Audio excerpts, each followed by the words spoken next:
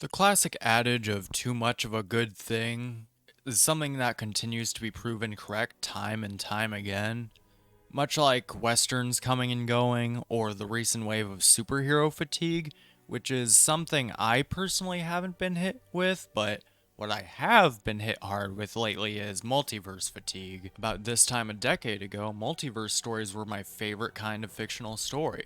The prospect of seeing worlds that widely diverge from our own, or multiple versions of the same character meeting one another, wasn't done very often. So when we did get a fun multiverse adventure, it was still fairly novel at the time. Rick and Morty got a lot more eyes on this storytelling method, but it seems like once Into the Spider-Verse came out in 2018, everyone wanted a piece of the pie but may not have understood why that movie was such a big hit to begin with. Nah, it can't be because of the top tier character death and groundbreaking animation, it's because people demand more multiverse stories. I do want to get this out of the way. I know multiverse stories aren't anything new.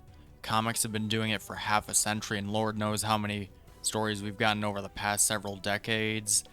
But at one point, it was exciting seeing all these shows and movies and even games entertain the idea of multiple universes. Whether it be Earth 2 in the Flash TV show, Spider Man Shattered Dimensions, which by the way still remains my favorite Spider Man game today. And Rick and Morty was still fun for a while the novelty was fresh, but just the past 5 years we've gotten Spider-Verse, which is about to be on its third movie next year.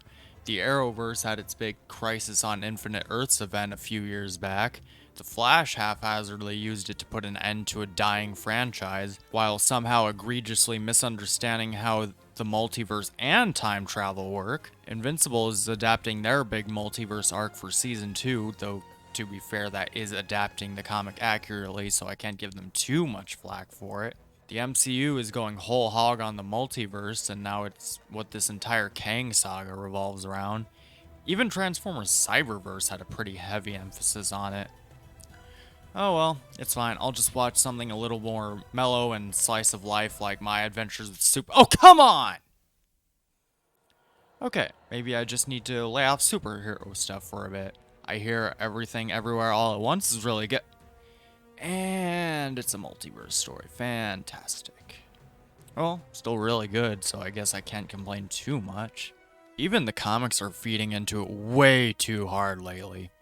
DC, for example, has had at least 5 Multiverse Central company-wide crossover events in just the past 5 years alone. And that's not even counting multiverse adventures in the regular solo stuff like Batman meeting other Batmen, or John Kent going on vacation to fight Ultraman, along with other Supermen. That is to say, we've run into the ultimate example of too much of a good thing not being a good thing, and all we're left with is it's a hot mess. So all that is a very long-winded way of saying the novelty is dried up and worn out its welcome now that everyone needs to crank out their big multiverse story, which most don't even use to explore the character in a satisfying way you couldn't just do without doing a multiverse story. It's just become a means to use fan service as an easy money farm, which, as I've been researching the topic during writing for this video, is exactly the case.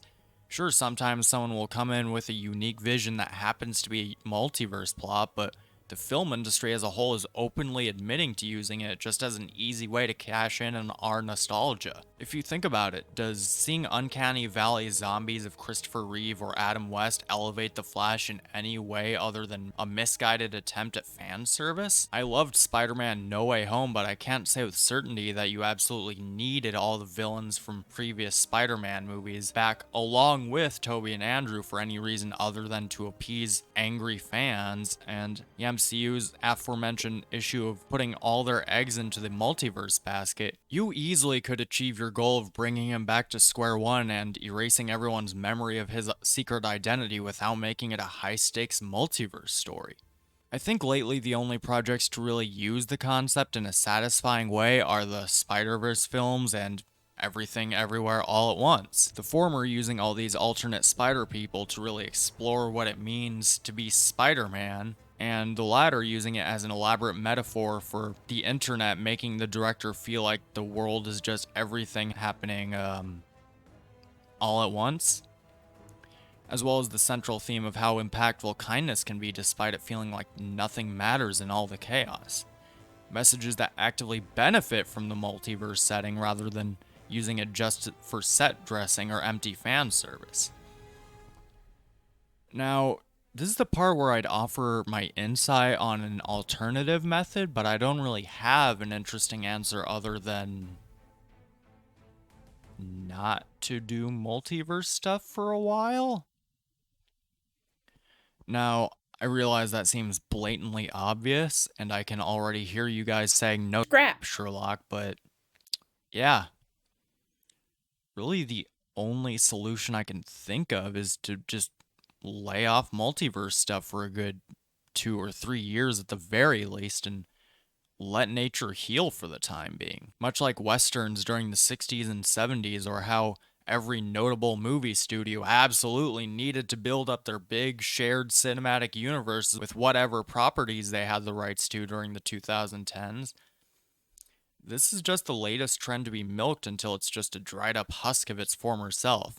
And as a result, the multiverse just isn't fun anymore, and now it's just a hot mess.